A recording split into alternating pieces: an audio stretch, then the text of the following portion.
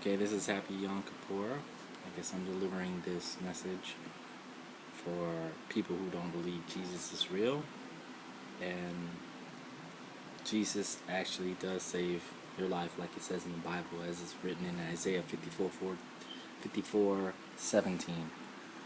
No weapon formed against us shall prevail. So it's a testimony that I had back in 2007, late August, while I was on forward operating base Fob Falcon.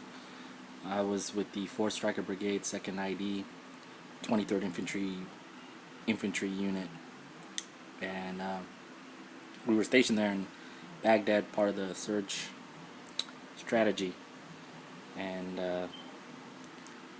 we were just finishing our right seat rides and beginning patrols, I think in the beginning of August.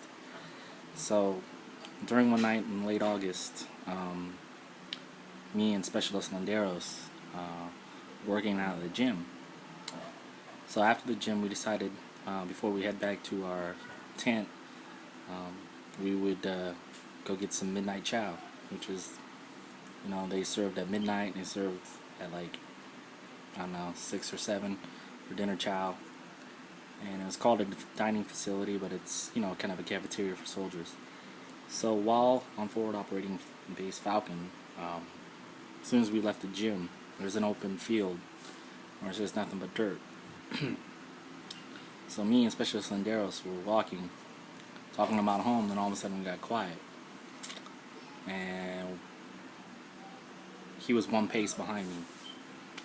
So all of a sudden I heard my name called, Ben. I stopped, and so did Specialist Landeros. And then right after that I heard my name called again. And I turned around to see who it was. And right at that moment, a rocket just went by my head.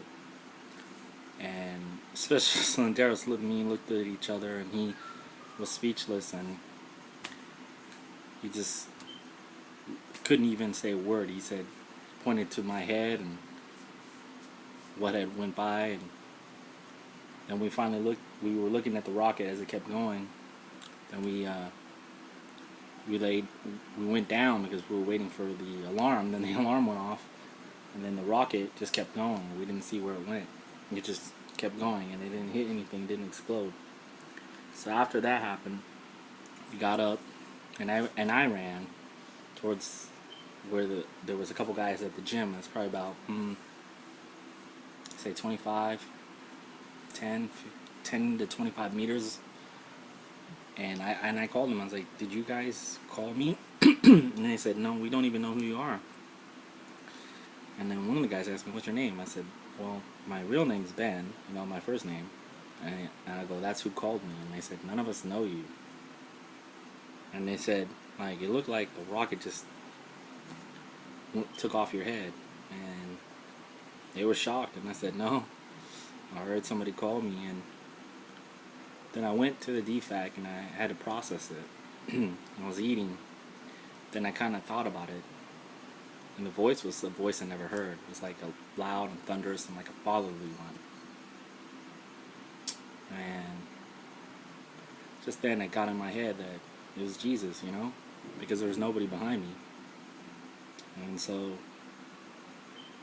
I told Specialist Landeros, I was like, "Hey man, it's got to be Jesus." And it's like, he must be lucky. And I said, "No, I've just been praying since I got here. And I prayed when we landed. Before we even got off the Chinook, I prayed." So, testimony about Isaiah 54:17, that no weapon formed against you shall prevail. No weapon formed against me did prevail. Made it back from my tour. Spent 14 months there in Iraq. And made it back safe. Just call on the Father.